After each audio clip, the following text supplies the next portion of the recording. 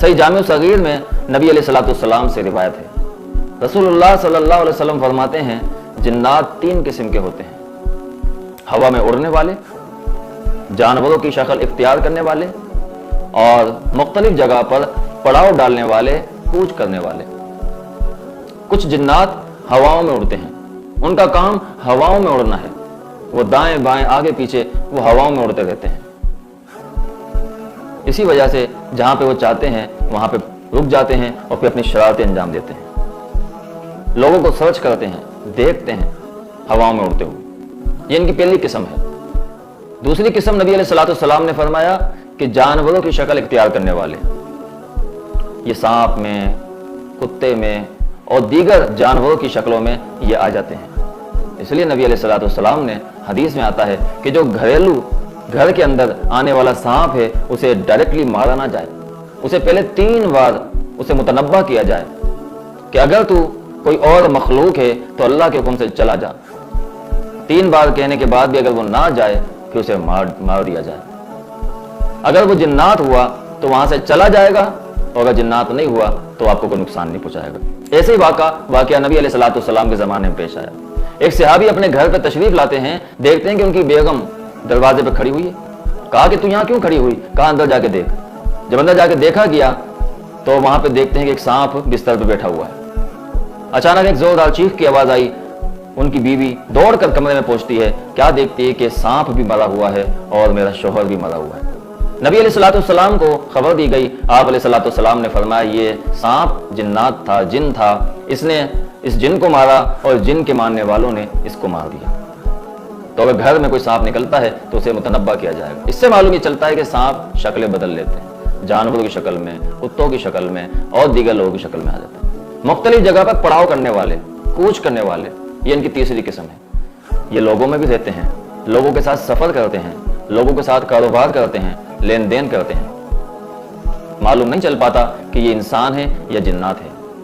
بعض اوقات یہ بھی بات مشاہدے میں آئی ہے کہ مسجد میں نماز پڑھی جا رہی ہے اور نماز کے دوران ایک جن بھی جو ہے وہ نماز پڑھ رہا ہے انسان بن کے، ایسا بھی ممکن ہے۔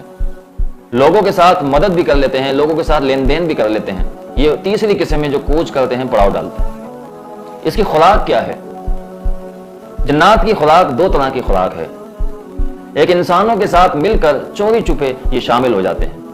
نبی علیہ الصلوۃ والسلام نے فرمایا جب تم کھانا کھاؤ تو بسم اللہ پڑھو، جب بسم اللہ پڑھو گے تو شیاطین، جنات، شریر آپ سے محفوظ رہیں گے، آپ ان سے محفوظ رہو گے اور وہ اس کھانے سے بچے رہیں گے، یہ کھانا آپ کا محفوظ ہو جائے گا۔ اگر بسم اللہ نہیں پڑھی جائے گی تو وہ شیاطین، جنات اس کھانے میں مل جاتے ہیں۔ دوسری خوراک ہڈی اور گوبر۔ نبی علیہ الصلوۃ والسلام نے جنات نے کہا کہ اللہ کے نبی جی ہمارے لیے خوراک کیا ہے؟ رسول اللہ صلی اللہ علیہ وسلم نے فرمایا کہ جب کوئی انسان ہڈی پھینکتا ہے تم بسم اللہ کر کے اسے اٹھاؤ گے تو اس پہ گوشت آ جائے گا، یہ تمہاری خوراک ہے۔ اور جو گوبر ہے انسانوں کے، جانوروں کا، وہ تمہارے جانوروں کی خوراک ہے۔ اس سے معلوم یہ چلا کہ جنات کے جانور بھی ہوتے ہیں۔ جنات کی رہائش یہ کس جگہ پہ رہتے ہیں؟ کہاں ان کا ٹھکانہ ہے؟ یہ اکثر ویران جگہ پہ، ویران مقامات پہ رہتے ہیں۔ ویران پیڑ، درخت، جنگل، بیابان، سمندر، دریا، کنارے، کچرے کی جگہ، گندگی کی جگہ، وہاں پہ ان کی رہائش ہوتی ہے۔ جنات کی شکل و صورت، اس حوالے سے قرآن و حدیث میں کوئی صراحت نہیں ہے کہ اس کی کوئی خاص شکل ہے۔ یہ آگ کے بنے ہوئے ہیں، ایک دھواں ہے۔ جنات اپنی شکل تبدیل بھی کر سکتے ہیں، کسی بھی انسان کی شکل میں آ سکتے ہیں، کسی بیٹے کی شکل میں آ سکتے ہیں، بیوی کی شکل میں آ سکتے ہیں، شوہر کی شکل میں آ سکتے ہیں، پڑوسی کی شکل میں آ سکتے ہیں، لوگوں کی شکلوں میں آ سکتے ہیں، اور پھر ایسے لوگوں کو پریشان کرتے ہیں۔ بعض جگہ دیکھا گیا کہ شوہر بیوی سے کہتا ہے کہ میں نے ابھی تمہیں وہاں دیکھا تھا، تم یہاں پہ بھی ہو۔ تو یہ جنات کی وہ قسم ہوتی ہے جو شکل تبدیل کر لیتی ہے۔ اس لیے دعاؤں کا پڑھنا، اذکار کا پڑھنا ان معاملات سے محفوظ کرتا ہے۔ ان کی شادیاں بھی ہوتی ہیں، ان کی اولادیں بھی ہوتی ہیں، ان کی شادیاں بھی ہیں، ان کی اولادیں بھی ہیں۔ اس لیے جب نبی علیہ الصلوۃ والسلام نے فرمایا تم بیت الخلاء جاؤ تو وہاں پہ جانے کی دعا پڑھو، اللہم انی اعوذ بک من الخبث والخبائث، کہ اللہ میں تیری پناہ میں آتا ہوں ناپاک جن اور ناپاک جنیوں سے۔ معلوم یہ چلا کہ میل اور فیمیل بھی ان میں ہوتے ہیں۔ جب میل اور فیمیل بھی ہوتے ہیں تو ان کی اولادیں بھی ہوتی ہیں۔ ان کی اولاد بھی کثرت سے ہوتی ہے اور ان کی عمریں بھی لمبی ہوتی ہیں۔ جنات کی سرعت رفتار، بہت جلدی یہ گھنٹوں کا سفر، مہینوں کا سفر یہ منٹوں سیکنڈوں میں کر لیتے ہیں۔ ان کے لیے کوئی بھی جگہ رکاوٹ والی نہیں ہے، اللہ تعالیٰ نے ان کو اختیارات دیے ہوئے ہیں۔ یہ پل بھر میں مشرق کی طرف چلے جاتے ہیں اور پل بھر میں مغرب کی طرف چلے جاتے ہیں۔ سلیمان علیہ السلام کے زمانے میں بھی ایک ایسا واقعہ پیش آیا، جب آپ نے ملکہ سبا کے تخت کے بارے میں فرمایا کہ کون ہے اس کا تخت لے کے آنے والا، تو وہاں پہ جن کی جماعت جو بیٹھی ہوئی تھی، ایک جن نے کہا کہ آپ کے یہاں سے اٹھنے سے پہلے میں اس کا تخت یہاں پہ حاضر کر دوں گا۔ یہ ان کی سرعت رفتار ہے۔ جنات نیک لوگوں سے ڈرتے بھی ہیں، جو مومن لوگ ہیں، نیک لوگ ہیں، تقوی والے لوگ ہیں، اللہ والے لوگ ہیں، ان سے ڈرتے ہیں۔ نبی علیہ السلام نے سیدنا عمر فاروق رضی اللہ تعالیٰ عنہ کے حوالے سے فرمایا کہ اے عمر، تو وہ شخصیت ہے کہ جہاں سے تو گزر جاتا ہے شیطان بھی اپنا راستہ چھوڑ دیتا ہے۔ معلوم یہ چلا جو نیک لوگ ہیں، متقی لوگ ہیں، ان سے یہ ڈرتے ہیں۔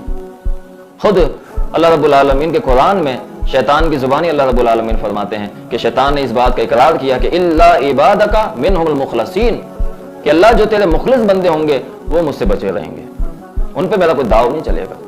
یہ ان سے ڈرتا ہے۔ جنات بند اور ڈھکی چیز کھول نہیں سکتے، ان میں اتنی طاقت نہیں ہے کہ کوئی بھی چیز کھول کے ہی آ جائیں، کوئی بھی چیز بند کر دیں۔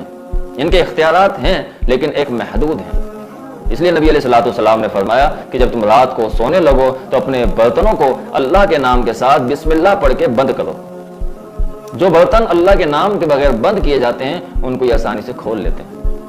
پھر یہی ہوتا ہے کہ آپ کی امانتیں رکھی ہوئی ہیں وہاں سے چوری ہو جاتی ہیں، پھر آپس میں جھگڑے ہوتے ہیں، پھڈے فساد ہوتے ہیں کہ یہاں پہ میری امانت رکھی ہوئی تھی، یہ کس نے چرائی ہے۔ شیاطین شرارتیں کر لیتے ہیں، اس لیے اللہ کا نام لے کے اسے بند کیا جائے۔ دروازہ ہے، اللہ کا نام لے کے بند کریں، شیاطین کھول نہیں سکتے۔ کوئی قیمتی چیز ہے، اللہ کا نام لے کے اس کو رکھیں، بند کریں، شیاطین اس کو کھول نہیں سکتے۔ تکلیف پہنچنا، قرآن سے، اذان سے ان کو تکلیف پہنچتی ہے۔ جب قرآن پڑھا جاتا ہے تو یہ زخمی ہوتے ہیں، ان کو تکلیف ہوتی ہے۔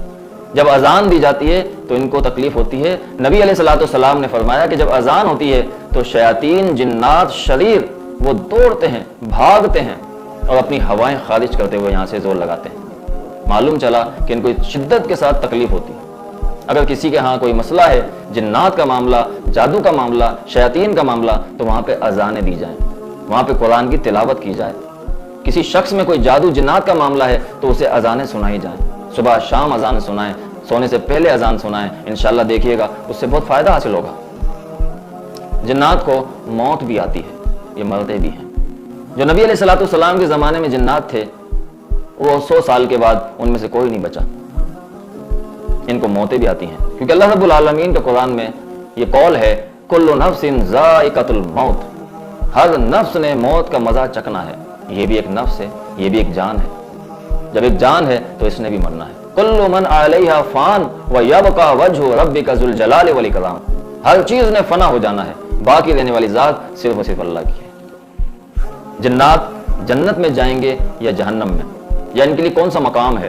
بعض حضرات سوال کرتے ہیں کہ ان کے لیے بھی کیا جنت ہے، جہنم ہے؟